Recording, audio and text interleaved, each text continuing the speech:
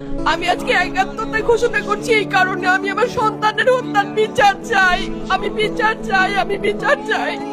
এই বিচার আপনাদের নিশ্চিত করতেই হবে। আমার সব সন্তানের কাছে আমার অনুরোধ, আপনারা আমার সন্তানের হত্যার বিচার করুন। কারণ হাদির শেষ ইচ্ছা ছিল যদি মৃত্যু হয় তবু যেন আমার মৃত্যু বিচার হয়।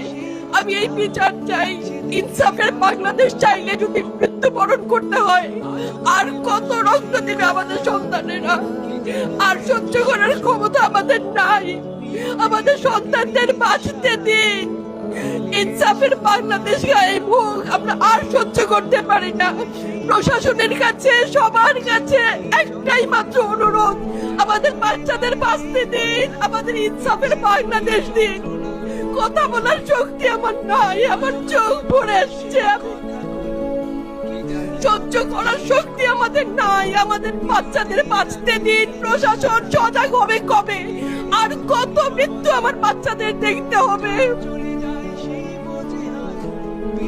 আমি কথা বলতে পারছি না। আপনারা সবাই আমার বাচ্চা হাদির জন্য দোয়া করবেন, আমাদের বাচ্চাদের জন্য দোয়া করবেন, আর ইনসাফের বাংলাদেশ যেন কায়েম হয় সেজন্য দোয়া করবেন। আসসালামু আলাইকুম।